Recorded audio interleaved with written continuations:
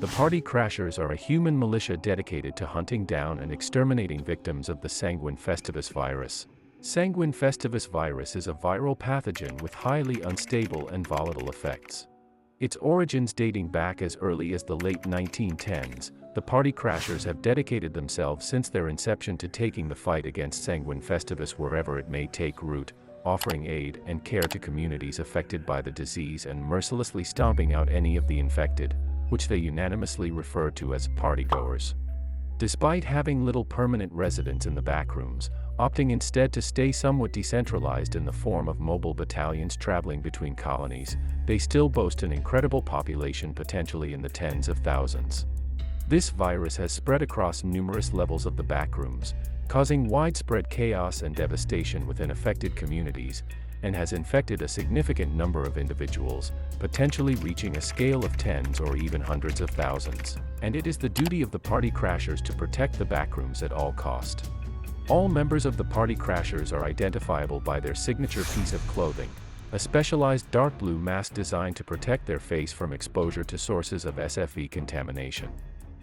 Most members of the militia are additionally outfitted in a thick, dark blue-gray hoodie worn over top of several layers of clothing, along with thick protective gloves, steel-toed boots, and padded cargo pants meant to leave little to no exposed skin and protect against scratch attacks from SFV victims. Some Party Crasher soldiers take their protective gear even further by manufacturing armor plates and helmets out of scrap metal or sealing loose fabric tight with duct tape wrappings. All members, regardless of how durable their uniforms are, additionally wear a cloth band tied around the bicep of their left arm, using a system of colors and rudimentary symbols to indicate battalion and rank. In terms of weaponry, the Party Crashers flaunt a luxurious arsenal that has yet to be properly recreated by any other groups of the backrooms. Now about the history of the Party Crashers. The Party Crashers have their origins as far back as the year 1919.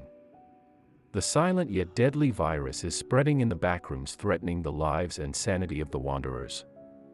And violence is emerging against the victims who are suffering from this disease as they are being targeted and killed. As fear and uncertainty grip, a ray of hope emerges in the form of a brave man known as Colonel Noah. Driven by a steadfast desire to save the people and reclaim their world from the clutches of this deadly virus, he embarks on a courageous journey to form a team of volunteer combatants. These individuals are from diverse backgrounds, each possessing unique experiences and stories of loss and survival. Together, they will confront the malevolent force and strive to restore the order and salvation in the backrooms. This force was dedicated specifically towards violent force against SFV victims and to save them. But the modern Party Crashers organization didn't begin to take form until roughly the late 1940s, with the militia being reorganized following the death of its founder. It's shortly after this time that the faction began to establish colonies in a select handful of levels kept secret from outside wanderers, the contents of which enabling far greater combative capabilities and the ability to start lending more personal aid to those affected by Sanguine Festivous. By the year 1978, the group would completely rebrand itself and change focus from solely being dedicated to extermination efforts towards more humanitarian efforts as well, in the form of supplying medical aid and other relief to other colonies in the backrooms. They also collaborated with survivors and utilized their wisdom to form new strategies and fight against Sanguine Festivous. In the process, many Party Crashers lost their life too. But these selfless heroes shed their initial fears and uncertainties, embracing their roles as protectors of the innocents who can't protect themselves. Through their sacrifices and unwavering determination, the Party Crashers became symbols of resilience and the power of wanderers inside to triumph over this adversity. Through their relentless efforts, the Party Crashers succeeded in quelling the viral onslaught. However, the disease was not gone completely. The organization is widely considered to have reached the peak of its strength and influence in the early 2000s, when the leadership of the Party Crashers began to refocus the faction not just towards combating those infected with SFV, but attempting to wipe the disease from the backrooms entirely, especially by targeting it at the source. Beginning in April of 2004, dozens of battalions given overwhelming supplies and weaponry started to attempt colonizing level 338.1. This decision marked the beginning of a relentless 3-year campaign, characterized by unending battles and bloodshed between heavily armed party crasher forces and scores of SFV victims. This conflict spilled out across the entire expanse of the backrooms, resulting in widespread devastation and staggering casualties. Estimates suggest that the party crashers suffered around 7,500 losses, while the infected victims likely numbered in the tens of thousands. This would be known shortly after its conclusion as the Euphoric Wars. After emerging from the conflict of the Euphoric War, today the party crashers are notably weaker in terms of both capability and resources. But the party crashers remained resolute in their mission to safeguard the backrooms from the threat of Sanguine Festivous. Their dedication to the cause continued, even though their numbers might have diminished. Visitors to the more populated colonies within the backrooms today are likely to encounter recruitment officers from the party crashers, actively seeking new members to bolster their ranks. The party crashers' legacy stands as a testament to their commitment to protecting the backrooms from the insidious influence of SFV. Though scarred by their past battles, their unwavering resolve ensures that the organization remains a formidable force in this enigmatic realm. As long as the threat of Sanguine Festivous persists, the party crashers' mission to preserve the backrooms and its inhabitants will continue, evolving and adapting to whatever challenges lie ahead. About the outposts, Killjoy Redoubt, central base of operations for the party crashers, where it's believed the production of most of their munitions takes place, especially their Sten guns. Population of this settlement is almost entirely unknown, but some estimate it to likely be in the thousands. Point Hawkdown, site where most of the organization's medical equipment is believed to originate from, allegedly kept classified to prevent swarms of wanderers trying to beg for aid or even raid their supplies. Populations is rumored to be roughly 250, but regularly hosts hundreds more volunteers passing through to restock on medicinal supplies and means to cure SFV. Taggart's Bane, outpost established to help distribute aid to wanderers and coordinate deployment of battalions throughout the Core 9 levels. Home to a permanent population of roughly 75, but host to as many as hundreds more passing through at any given moment. Cobalt Visage, named by the penumbra population inhabiting the level, this trading outpost exists to help supply necessary resources for production of the faction's munitions, particularly black fire powder used in firearms. So bottom line, party crashers are the new version of PartyPoopers. When PartyPoopers were still vulnerable, party crashers can give a tough fight to anyone in the backrooms. So tell me, which team are you, party crashers or PartyPoopers? Entity 68, the Party Pooper, is one more interesting entity from the backrooms. They resided on level 52. Unfortunately, this series is extinct now. Why unfortunate?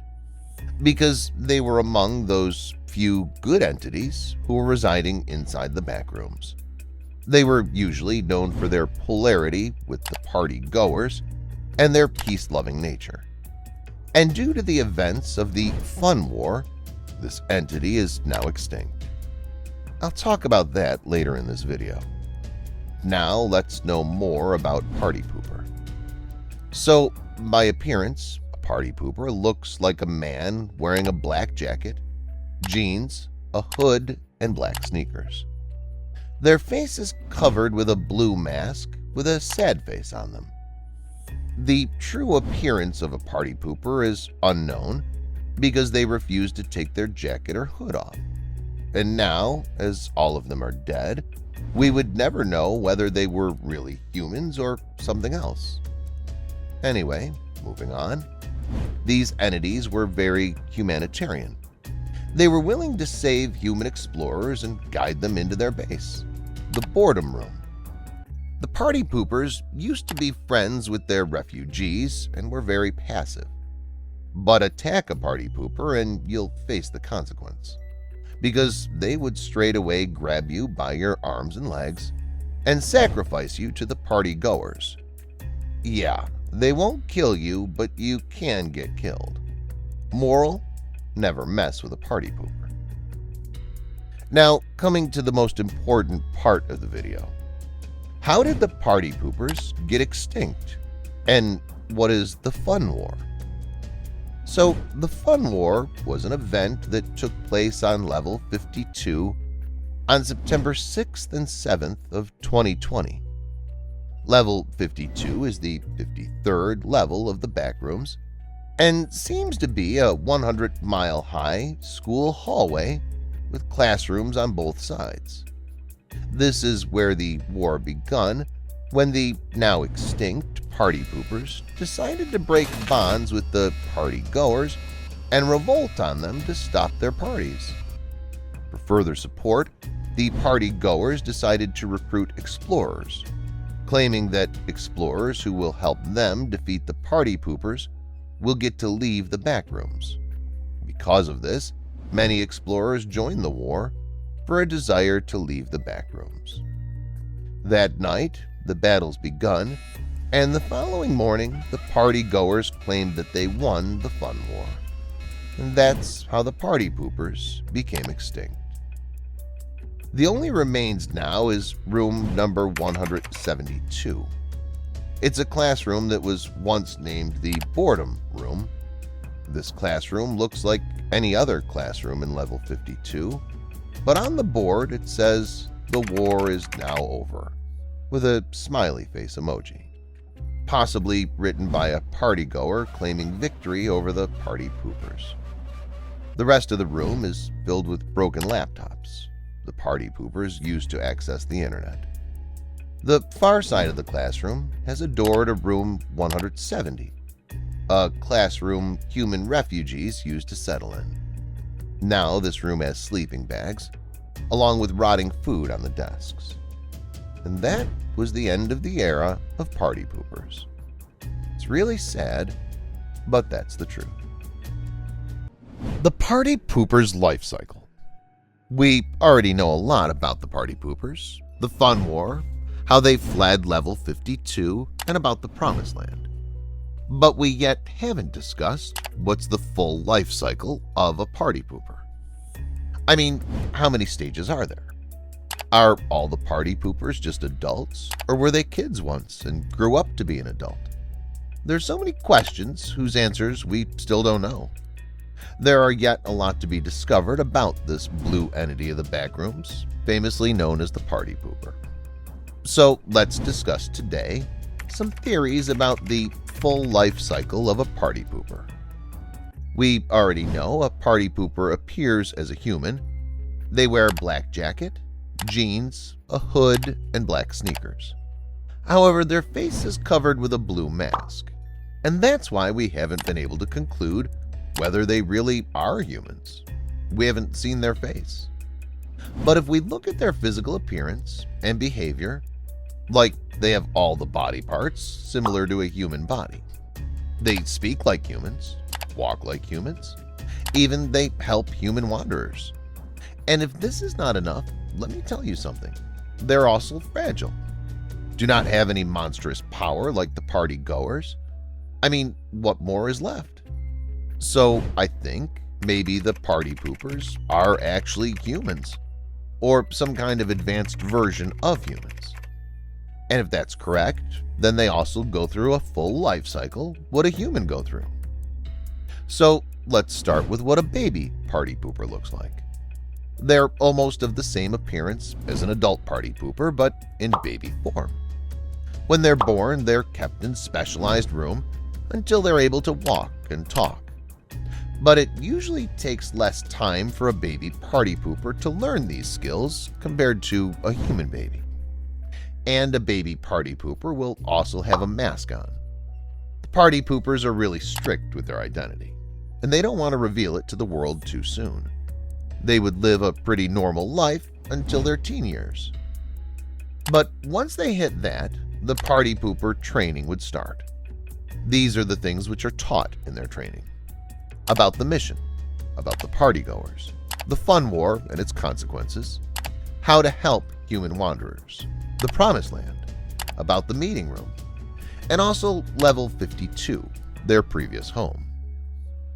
And once this is done, a teen PartyPooper will also get the training on how to face the partygoers if the Fun War happens again.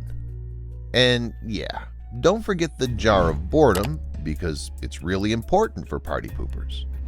I've also done a separate video about it, so don't forget to check it out. I've attached the link at the end of this video. So this is also included in their training about how to turn a wanderer into a party pooper. And by the time they learn all these, they're already an adult, ready to face the world. Or should I say, to face the partygoers. And that's what a party pooper life cycle looks like.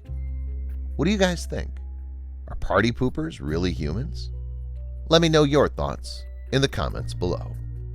Anyway, that's it for today, guys. Let me know in the comments below which entity you want to see next. See you in my next video. Till then, bye.